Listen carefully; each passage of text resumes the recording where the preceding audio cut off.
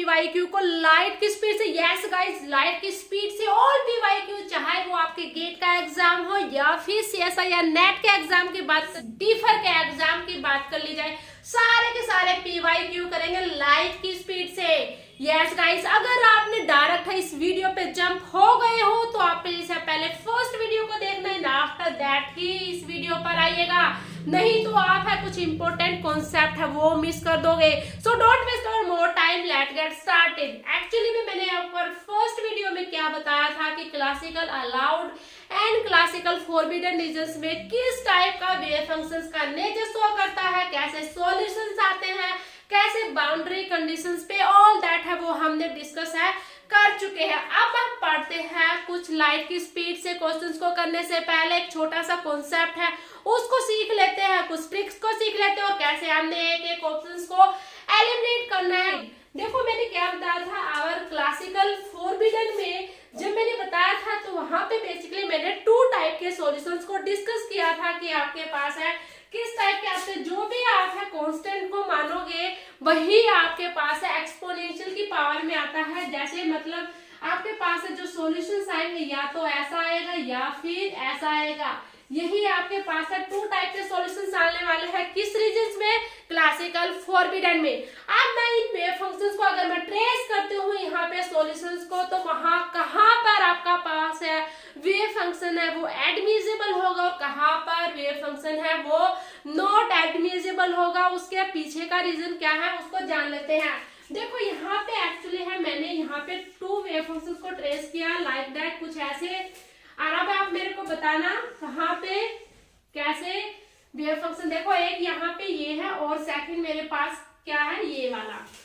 अब यहाँ पे देखो इस रीजन्स में एंड हेयर इस रीजन्स में यहाँ पे हमारे पास है बोथ रीजन्स में जो है वेव फंक्शंस है वो क्या होगा, एडमिसिबल होगा, बिकॉज यहाँ पे एट एवरी पॉइंट पे,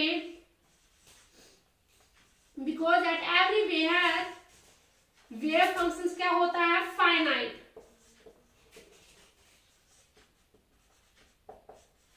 राइट। बट यहाँ पे अगर हम बात कर ली जाए इस रीजन्स में एंड हेयर इस रीजन्स में, यहाँ पे हमारे पास है wave functions are not admissible, because क्यों, wave function is infinite everywhere,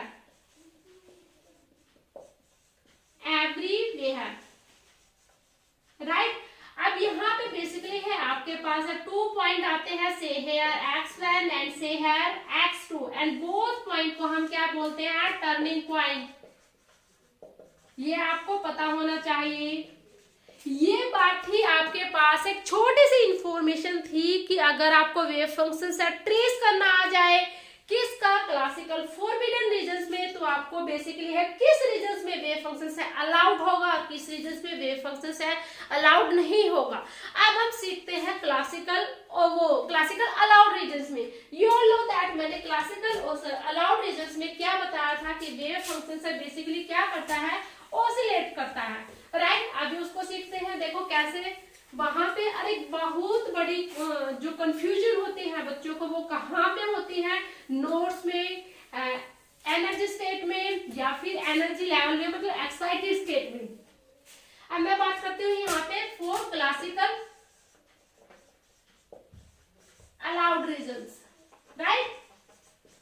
in classical allowed regions में बेसिकली होता क्या है, या आपने सभी ने बताया है या आपको पता है कि कैसा नेचर शो करता है वेव फंक्शन, ऑसिलेटरी टाइप का, राइट। जब ऑसिलेटरी टाइप का नेचर शो करता है तो वहां पे मतलब वेव फंक्शन से कुछ ऐसा शो करेगा, ऐसे समझो ध्यान से, ऐसे। अब यहाँ पे मैं डिस्कस कर लेती हूँ इसी पॉइंट में नंबर ऑफ नोड्स एक्चुअली होता क्या है, एक्साइटेड स्टेट क्या होता है, या फिर एनर्जी लेवल की बात कर ली जाए, इन तीनों में ये तीनों सेम है या फिर एक दूसरे से डिफरेंट है। देखो जो नंबर ऑफ नोड्स एक्चुअली कुछ भी नहीं होता, क्या होता है, किस वेव फंक्शन ने कितने टाइम्स है एक्स एक्सिस को कट किया है उसी को बोलते हैं नंबर ऑफ नोड्स। सिर्फ आपको एक्सटीरियर पॉइंट को स्किप करके बीच के पॉइंट को छोड़ना है, एक्सटीरियर पॉइंट को छोड़ के जितने टाइम टाइम्स भी वेव फंक्शन ने एक्स एक्सिस को कट किया है, वही आपके पास क्या होगा, नंबर ऑफ नोड्स होगा। ये मैंने लिया 4 एक आर्बिट्रेरी वेव फंक्शन को ट्रेस किया है। अब यहाँ पे ध्यान से देखो 1 2 3 4 5 6, तो यहाँ पे आपके पास है नोड्स कितने होंगे, 6 होंगे। और जो भी आपके पास है जितने भी नंबर ऑफ नोड्स होते हैं वही क्या होती है आपके पास है एक्साइटेड स्टेट होती है। तो नोड्स कितने हैं, 6 है, तो यही आपके पास क्या है, एक्साइटेड स्टेट है। लेकिन अगर बात कर ली जाए किसकी, एनर्जी लेवल की, कई बार क्वेश्चंस में क्या आ जाता है, एक्साइटेड स्टेट नहीं देता है या फिर नंबर ऑफ नोड्स की भी नहीं देता है, सिर्फ आपको बोल दिया जाता है एनर्जी लेवल। तो ये थोड़ी सी कंफ्यूजिंग टर्म है, इसमें बेसिकली और होता कुछ नहीं है, सिर्फ क्या होता है एनर्जी लेवल है वो, और कुछ नहीं होता। जो भी आपके पास है एक्साइटेड स्टेट आते हैं या फिर नंबर ऑफ नोड्स आते हैं, जस्ट उसमें ही एक का इंक्रीमेंट करना होता है। तो एनर्जी लेवल है और कुछ नहीं है, ये क्या है, n प्लस में 1 है, राइट। अगर मैं इसी वेव फंक्शंस में, इसी आर्बिट्रेरी वेव फंक्शंस में अगर मैं एनर्जी लेवल की बात कर लूं तो यहाँ पे ये जो है वेव फंक्शन वो कौन से एनर्जी लेवल में होगा, 7th एनर्जी लेवल में, राइट। ये आपके पास है इस प्रकार से आएगा।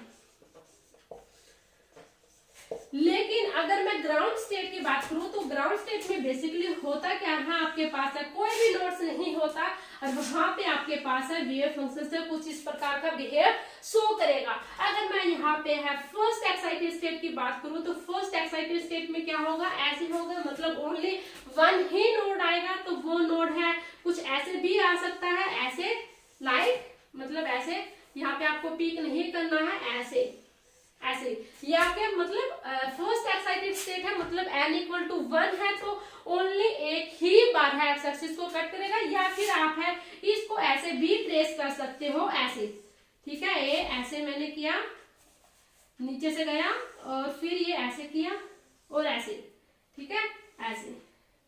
तो मतलब आप कैसे भी ट्रेस करो इसको, ऐसे, ठीक है। तो यहाँ पे इन दोनों केस पे आपके पास है जो है ये वेव फंक्शन है किस एक्साइटेड स्टेट में होगा, फर्स्ट एक्साइटेड स्टेट में होगा, यहाँ पे ग्राउंड एक्साइटेड स्टेट में होगा, और यहाँ पे आपके पास है 7th एनर्जी लेवल या फिर 6th एक्साइटेड स्टेट में होगा।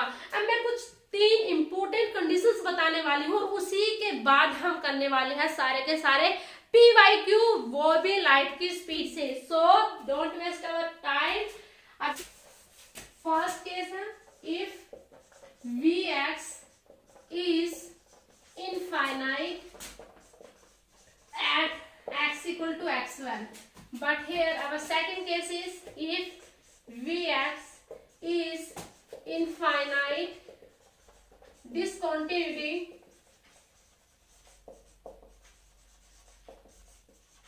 at x equal to x1। आप ये पॉइंट है कुछ भी ले सकते हो एज यू विश, राइट। अब मैं यहाँ पे बात करती हूँ if Vx is infinite at x equal to x1, तो इसका मतलब है यहाँ पे जो वेव जो पोटेंशियल होगा वो कैसे होगा, लाइक दैट, कुछ ऐसे होगा। यहाँ पे है इनफाइनाइट है हेयर और यहाँ पे आपके पास है पोटेंशियल है 0 होगा, बट यहाँ पे क्या था, just a little bit difference है, लेकिन है जो पोटेंशियल है वो कंप्लीटली चेंज हो जाता है। और हम यहाँ पे हम पोटेंशियल्स को किस प्रकार से ट्रेस करने वाले हैं, लाइक दैट, कुछ ऐसे, ठीक है। अब यहाँ पे आपको कैसे लिखना है, पोटेंशियल्स को कैसे लिखना है, और एवरी कंडीशंस पे वेव फंक्शन है कैसा नेचर शो करने वाला है उसको भी डिस्कस करेंगे। तो फर्स्ट केस में हम पोटेंशियल्स को लिखते हैं, तो यहाँ पे आपके पास है बेसिकली कैसे आएगा, इनफाइनाइट है कहाँ पे, वैन जब आपके पास क्या है x है, जैसे मान लिया मैंने at x equal to x1 here, at x equal to x1 here, right. तो जब हमारे पास है x है वो लेस देन इक्वल टू है x1 से, एंड 0 है कब, जब x है वो ग्रेटर देन है x1 से, राइट। एंड यहाँ पे अगर मैं पोटेंशियल्स लिखती हूँ तो यहाँ पे हमें पहले कैसे लिखेंगे, यहाँ पे लिखूंगी जैसे मैं V note Dirac x minus जिस भी पॉइंट पे डिस्कंटिन्यूटी आती है उसी पॉइंट पे ही आपको क्या लिखना है, डिराक फंक्शंस लिखना है। तो यहाँ पे मैं बेसिकली लिखती हूँ x1।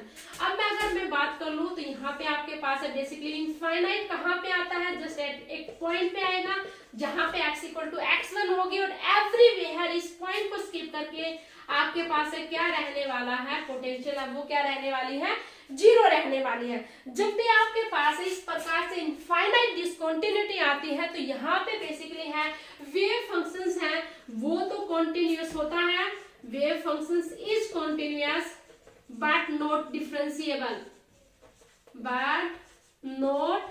डिफरेंशिएबल, और इन्हीं कॉन्सेप्ट को हम अप्लाई करने वाले हैं आगे आने वाले हर एक पीवाईक्यू में। ठीक है, अब मैं इसको अगर हमें लिखेंगे तो कैसे लिखेंगे, वेव फंक्शंस से ये फर्स्ट रीजन एंड हमारे ये दिस इज सेकंड रीजन। तो अवर फर्स्ट रीजन बात कर ली जाए at x equal to x1 and here wave function at second region at x equal to x1।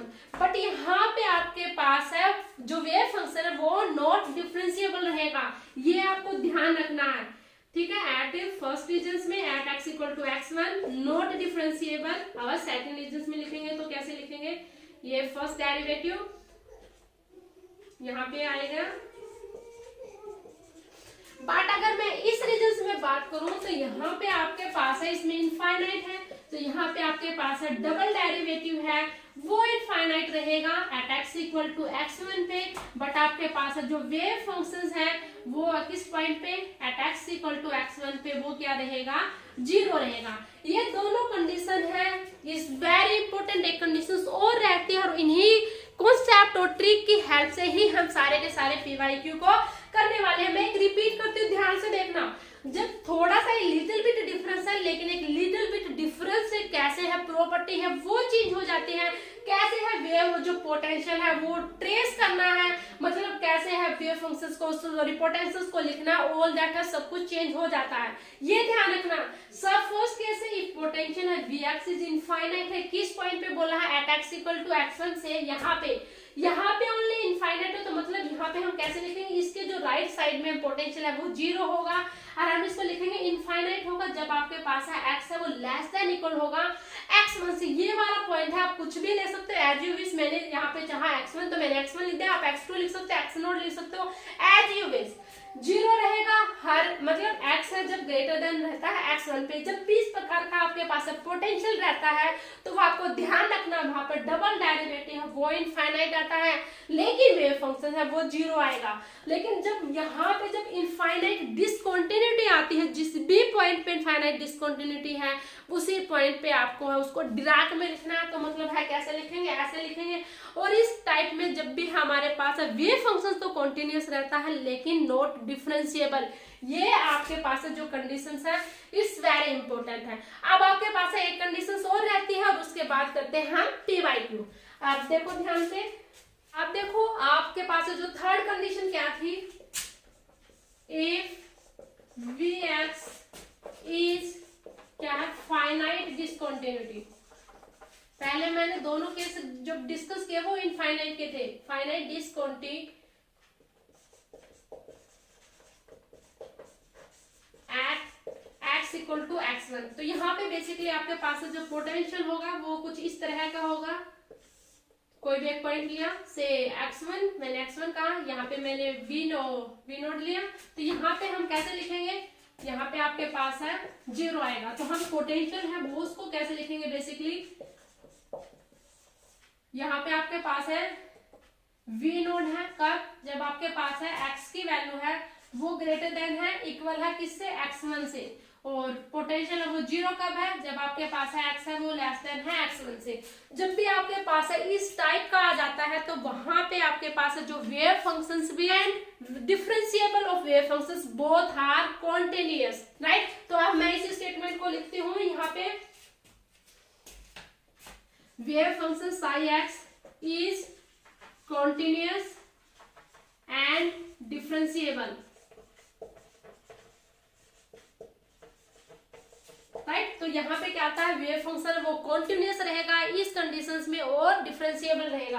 अब इसको लिखते कैसे हैं, बेसिकली ये हमारा पास फर्स्ट एंड सेकंड रीजन, तो यहाँ पे हमारे पास लिखेंगे फर्स्ट रीजन में at x equal to x1 is continuous रहेगा, कैसे, अब सेकंड रीजन में at x equal to x1। ये कंडीशंस आपको लिखनी आनी चाहिए, आगे बहुत ही इंपॉर्टेंट रहेंगे। अब यहाँ पे क्या है, डिफरेंशिएबल भी बोला, तो यहाँ पे क्या आएगा, फर्स्ट रीजन में एंड हियर यहाँ पे सेकंड रीजन में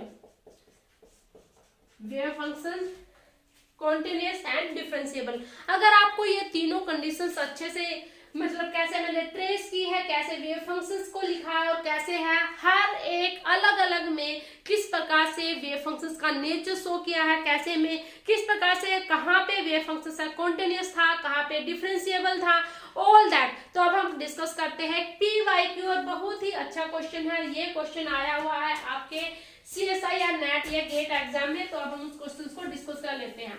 देखो क्वेश्चन क्या है, देखो गाइज ये क्वेश्चन है, ये क्वेश्चन आया हुआ है गेट 2019 में। क्वेश्चंस की स्टेटमेंट ज्यादा बड़ी है लेकिन आपको डरना नहीं है, मैं क्वेश्चंस को बहुत ही अच्छे से समझाने की कोशिश करती हूँ। अब बेसिकली इस प्रकार से पोटेंशियल्स को ट्रेस किया गया था और ये आपके पास फोर्थ ऑप्शन गिवन है A, B, C and D।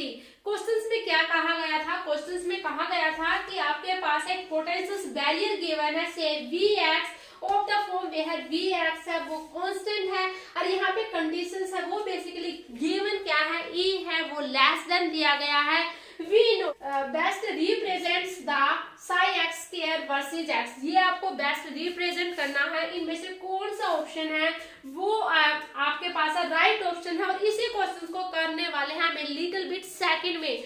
देखो जस्ट मैंने अभी अभी आपको कुछ कंडीशंस बताए थे and this all conditions are very very important और उन्हीं का यूज करने वाले और कुछ हमने जो पहले सीखा उन सभी कॉन्सेप्ट को हम इंक्लूड करके इस क्वेश्चन को करने वाले हैं। अब यहाँ पे ध्यान से देखो, इसने कहा E less than V note, मतलब यहाँ पे आपके पास कौन सा रीजन है, क्लासिकल फॉरबिडन रीजन है।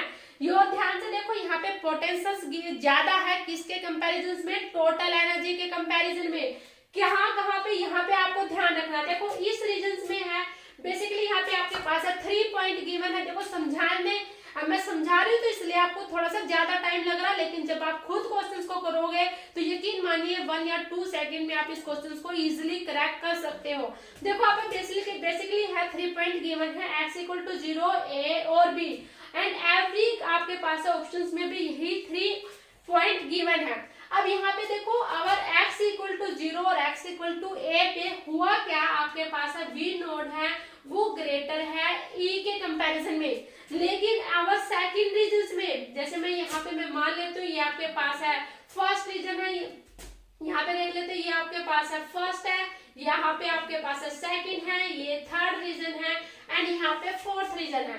ठीक है, देखो यहाँ पे फर्स्ट सेकंड थर्ड बेसिकली यही दिए गए हैं, इसको छोड़ दो। ठीक है, हर में अब हम यहाँ पे देखो इस रीजन में क्या है, V नोड है वो ज्यादा है, इस रीजन में आपके पास है E ज्यादा है V से। ठीक है, अब यहाँ पे अगर आपके पास है V ज्यादा है किस रीजन में, x = 0 से A, तो किस प्रकार का नेचर शो करता है, एक्सपोनेंशियली डीके। तो x = 0 और x = A में यहाँ पे देखो एक्सपोनेंशियली डीके है, यहाँ पे भी एक्सपोनेंशियली डीके शो कर रहा है, यहाँ पे भी शो कर रहा है और यहाँ पे भी शो कर रहा है। लेकिन अब हम चलते हैं, ऐसे तो हमारे पास फोर्थ और चारों के चारों ऑप्शन राइट है, लेकिन अब हम आगे देखते हैं और कैसे हम अपने ऑप्शंस को एलिमिनेट करते हैं। अब इस ऑप्शंस में देखो यहाँ पे E है वो ज्यादा है, तो यहाँ पे किस प्रकार के आएगा, ऑसिलेट करेगा। तो यहाँ पे भी देखो A से B तक ऑसिलेट किया बट यहाँ पे D के शो कर रहा, तो ये ऑप्शन है वो कैंसिल हो गया, यहाँ पे भी ऑसिलेट कर रहा। लेकिन एक जो इम्पोर्टेंट बात क्या है, यहाँ पे जब x = B पॉइंट है, जब मैंने अभी आपको पास आई थिंक है कंडीशंस बताई थी, उस पॉइंट पे मैंने क्या कहा था, एट इनफाइनाइट पे वेव फंक्शन है वो वैनिश करता है। तो यहाँ पे ध्यान से देखो ओनली उस कंडीशंस को सिर्फ ये ऑप्शंस फॉलो करता है, ये ऑप्शंस फॉलो करता है, लेकिन at C and D options में एट x = B पॉइंट पे सब कुछ वैल्यू है। देखो यहाँ पे ध्यान से यहाँ पे कुछ वैल्यू गिवन है, मतलब कुछ वैल्यू होगी यहाँ पे, तो इसलिए हमारे पास है C और D ऑप्शन है वो एलिमिनेट हो जाते हैं। अब बचते हमारे पास है 2 ही ऑप्शंस, A ऑप्शंस और B ऑप्शंस। अब यहाँ पे देखो B ऑप्शंस में एक बिल्कुल पीक पॉइंट आया है जो कि क्या शो कर रहा है, यहाँ पे वेव फंक्शंस है वो डिसकंटिन्यूअस होगा, इसलिए हमारे पास है B ऑप्शंस है वो भी एलिमिनेट हो जाता है। तो बचता एक ही ऑप्शन है जो कि हमारे पास है राइट ऑप्शन है, this is our right option A। Right. अब इस क्वेश्चन को ध्यान से देखो और करने की समझने की कोशिश करो। देखो यहाँ पे है v ज्यादा था, डीके करेगा, यहाँ पे e ज्यादा है, ऑसिलेट करेगा, at x equal to b पे पोटेंशियल है, इनफाइनाइट है, तो मतलब वेव फंक्शन है वैनिश होगा। वेव फंक्शन वैनिश इसमें नहीं है, इसमें नहीं है। At x equal to b point पे, जहाँ पे जिस पॉइंट पे जो कंडीशन अप्लाई हो सिर्फ वहां पे ध्यान से देखना है, बाकी अदर ऑप्शंस को है मतलब अदर स्पेस को है वो इग्नोर कर देना है उस टाइम के लिए। अब यहाँ पे देखो at x equal to b, सिर्फ अगर आपको इतनी सी इंफॉर्मेशन गिवन अगर आपको पता थी तो आप है उस ऑप्शंस के बिहाइंड पे भी आप है इन ऑप्शंस को एलिमिनेट है कर सकते थे। At x equal to b पे हमारे पास है वेव फंक्शन, सॉरी पोटेंशियल वो इनफाइनाइट है, तो दैट्स मींस वहां पे वेव फंक्शन है वो क्या रहने वाला है, वैनिश, जो कि इस ऑप्शंस में भी नहीं है, इस ऑप्शंस में भी नहीं है, इस ऑप्शंस में है और इस ऑप्शंस में है। बट यहाँ पे आपके पास एक टर्म्स है वो है जो वेव फंक्शन वो बिल्कुल पीक आ गया, जिसकी वजह से वेव फंक्शन से यहाँ पे है डिसकंटिन्यूटी को शो करेगा, तो बचता ओनली एक ही ऑप्शन है, ए ऑप्शन। तो राइट, अब हम करते हैं नेक्स्ट क्वेश्चन। ये क्वेश्चन है गेट 2019 में आया हुआ था 2 मार्क्स में क्वेश्चन। देखो ये क्वेश्चन है, अभी इस क्वेश्चन को कैसे करना है, ये आपके पास है बेसिकली 4 ऑप्शन दिए गए हैं ए बी सी डी, और ये आपके पास है कुछ इस प्रकार से गिवन है। अब सबसे पहले आप पोटेंशियल्स को लिख लेते हैं, आफ्टर दैट आप बाउंड्री कंडीशंस को जरूर लिखोगे, लेकिन मैं यहाँ पे आपको एक क्वेश्चन में लिख के बताऊंगी, आफ्टर दैट है हम क्वेश्चन को किसी भी क्वेश्चन में सिर्फ आपको देखना है कैसे लिखना है और कैसे नहीं लिखना। अब यहाँ पे देखो इसमें कैसे लिखते हैं, यहाँ पे पोटेंशियल्स को अगर मैं लिखूं तो मैं यहाँ पे लिख देती हूँ क्या है। अब यहाँ पे देखो इनफाइनाइट है कब, जब आपके पास है x है वो लेस देन इक्वल टू है, जैसे मैंने मान लिया यहाँ पे कोई भी बेसिकली मैंने कोई भी पॉइंट माना 0, लेकिन जो आपके पास है माइनस v नोट है कब, जब आपके पास है x है वो 0 और a के बीच में है, और यहाँ पे आपके पास है x है जो पोटेंशियल है वो 0 है कब, जब आपके पास है x की वैल्यू है ग्रेटर देन a से। तो आपको इस प्रकार से है पोटेंशियल्स को लिखना है, समझ गए। अब आपको ध्यान से देखना क्या है, आपको मैं सिर्फ एक ही क्वेश्चन में बताऊंगी। अब यहाँ पे आपको लिख लिया, अब यहाँ पे आपके पास है बेसिकली आपके पास है 2 रीजन आ जाते हैं, first region and second region. तो आपके पास है हर एक रीजन में है कैसे है वेव फंक्शन है कॉन्टिन्यूअस होगा, एट बाउंड्री कंडीशंस पे लिखना है। तो मैं आपको इस क्वेश्चन में लिख के बता देती हूँ। देखो जो मैंने बताया था जब आपके पास है वेव फंक्शन है, यहाँ पे देखो v है पोटेंशियल वो इनफाइनाइट है, तो अगर इस रीजन में यहाँ पे अगर मैं लिखूंगी साई फर्स्ट इक्वल टू 0 पे वेव फंक्शन है वो वैनिश होना चाहिए। जब इनफाइनाइट की कंडीशन आई थी तो जो डबल डेरिवेटिव था वो इनफाइनाइट था, लेकिन वेव फंक्शन है वो वैनिश था, तो मैंने लिख दिया। अब यहाँ पे बात करते हैं इस रीजन में, दिखाई दे रहा, यस। तो अब हम यहाँ पे लिखते हैं at x equal to a point पे and our side in second region में ये क्या है कॉन्टिन्यूअस है, ठीक है। अब यहाँ पे जब ये कॉन्टिन्यूअस है तो यहाँ पे इसका है डिफरेंशियल, वेव फंक्शन कॉन्टिन्यूअस होगा एंड डिफरेंशिएबल होगा at x equal to a point पे, राइट। अब हमने ये कंडीशंस लिखने के बाद है, अब हम क्या करते हैं ध्यान से देखो, वेव फंक्शंस हैं इसने कैसे ट्रेस किया और हम कैसे सोल्व करेंगे। फर्स्ट रीजन है यहाँ पे देखो पोटेंशियल है इनफाइनाइट है, तो मतलब एट x इक्वल टू 0 पे वेव फंक्शंस क्या होना चाहिए, वैनिश होना चाहिए। सबसे पहले पॉइंट यही देखना, यहाँ पे भी वेव फंक्शंस वैनिश है, यहाँ पे भी वेव फंक्शंस वैनिश, मतलब 0 से स्टार्ट होना चाहिए, यहाँ पे भी 0 है, लेकिन यहाँ पे आपके पास है देखो एट x इक्वल टू 0 पे वेव फंक्शंस है वो 0 से स्टार्ट नहीं हुआ, मतलब ओरिजिन से स्टार्ट ना होके किसी फिक्स पॉइंट से स्टार्ट हुआ, so this option is eliminate. आपको ये ऑप्शन है हमारा एलिमिनेट हो गया। अब हम आगे क्वेश्चन करते हैं। देखो यहाँ पे आपके पास है बेसिकली इस रीजन में क्या ज्यादा है, E ज्यादा है, E ग्रेटर देन है V से, और यहाँ पे आपके पास है क्या ज्यादा है, V ज्यादा है। तो इस रीजन में जब E ज्यादा है तो आपके पास है कौन सा रीजन होगा, क्लासिकल अलाउड होगा, और यहाँ पे V ज्यादा है तो यहाँ पे ये रीजन होगा वो क्लासिकल फोरबिडन होगा।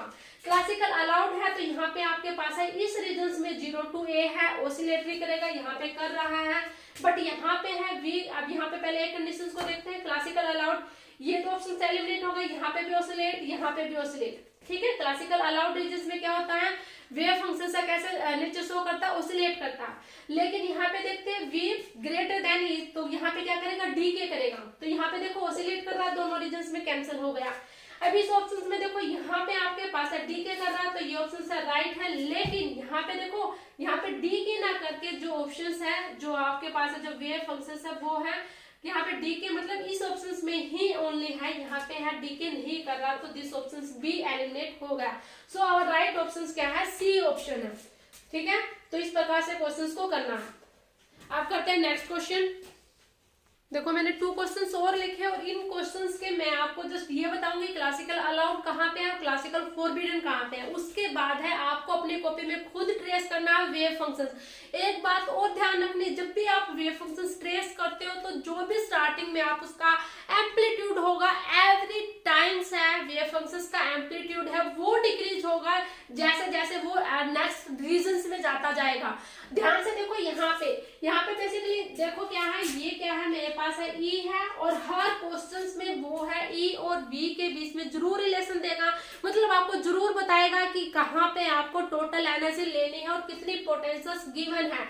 आपको हर एक पोटेंशियल्स के कोरिस्पॉन्डिंग है आपको लिखनी आनी चाहिए कि कैसे है, किस रीजन में पोटेंशियल्स क्या गिवन है। जस्ट ये मैंने ट्रेस कर रखी, लेकिन आपको इसके साथ साथ लिखनी भी आनी चाहिए। अब मैं यहाँ पे बताती हूँ बेसिकली फर्स्ट रीजन में हमारे पास है क्या होगा, फर्स्ट रीजन में आपके पास है क्या होगा, क्लासिकल फोरबिडन होगा। रीजन में आपके पास है क्या आएगा, क्लासिकल फोरबिडन आएगा। क्यों, क्योंकि देखो यहाँ पे ई है और ये वी है, तो यहाँ पे वी है वो ज्यादा, आपको सबसे पहले यही लिख लो। यहाँ पे इस केस में ई है वो ज्यादा है, यहाँ पे फिर वी ज्यादा है, और यहाँ पे इस केस में फिर वी ज्यादा आ गया इस रीजन में, और यहाँ पे भी आपके पास है वी है वो ग्रेटर देन है ई से। ठीक है, अब यहाँ पे जब वी ज्यादा है तो यहाँ पे आपके पास है क्या होगा, क्लासिकल फोरबिडन होगा। यहाँ पे ई ज्यादा है तो क्लासिकल अलाउड रीजन होगा, यहाँ पे वी ज्यादा है तो क्लासिकल फोरबिडन होगा सभी में।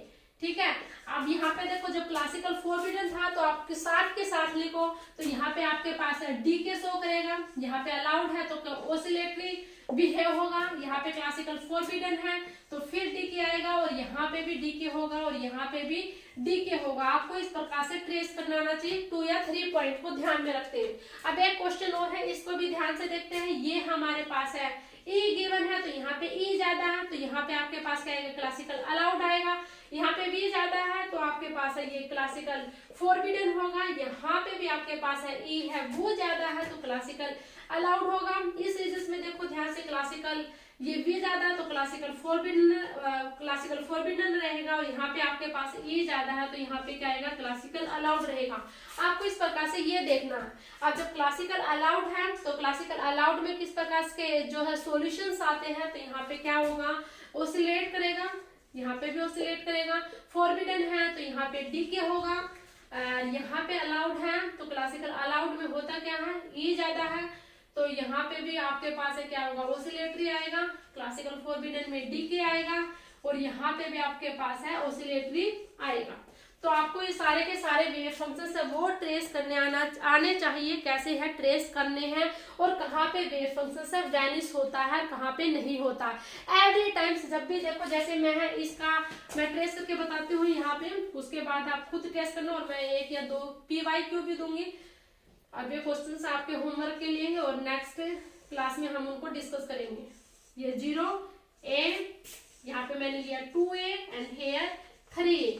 अब यहाँ पे ध्यान से देखो, इस रीजन में क्या था, क्लासिकल अलाउड था, तो क्लासिकल अलाउड में 0 to A है, वो क्या करेगा, ऑसिलेट करेगा, तो ऐसे। अब यहाँ पे सेकंड रीजन में फोरबिडन था, तो यहाँ पे क्या करेगा, डीके करेगा, ऐसे ऐसे डीके करेगा,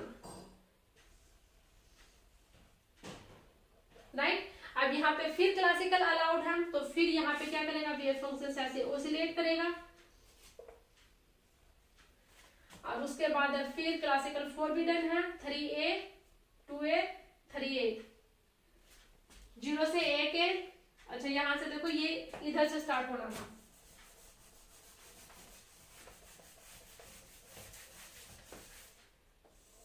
ऐसे 0A 2A 3A, राइट। अब जीरो से इधर हम इस रीजन में क्या होगा, क्लासिकल अलाउड, तो मतलब क्या होगा, ऑसिलेट करेगा, तो आपके पास में कैसे आएगा, ऐसे। अब इस रीजन में सेकंड जीरो से ए के बीच में क्या है, क्लासिकल फोरबिडन है, तो क्या होगा, डीके होगा, तो किस प्रकार से डीके आएगा, ऐसे। ये ध्यान रखना है, कहीं पे भी पीक नहीं आनी चाहिए।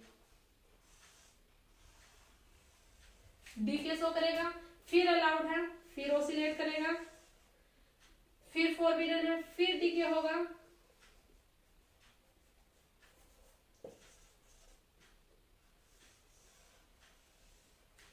और फिर क्लासिकल अलाउड है, तो फिर क्या करेगा, ऑसिलेट करेगा, ऐसे। अब ध्यान से देखो, यहाँ पे मेरे पास एम्पलीट्यूड कितना था, फिर थोड़ा सा और कम हुआ, और एवरेज लास्ट में है और कम हुआ, तो आपको ऐसे करना है, ठीक है। अब मैं आपको है कुछ 2 क्वेश्चन देती हूँ होमवर्क के लिए, आपको वो करके आने हैं और कमेंट बॉक्स में बताने हैं किसने किए किसने नहीं किए। देखो गाइस, ये 2 क्वेश्चन है, ये 2 क्वेश्चन आपके होमवर्क के लिए हैं, आपने सभी ने ट्राई करना है कैसे क्वेश्चन करने, नहीं तो हम इस क्वेश्चन को डिस्कस करेंगे अवर नेक्स्ट लेक्चर्स में। अब एक थोड़ी सी एक क्वेरीज थी एक स्टूडेंट की, उसने पूछा था एक क्वेश्चन में, मैं अब उसको डिस्कस कर लेती हूँ एक्चुअली था क्या।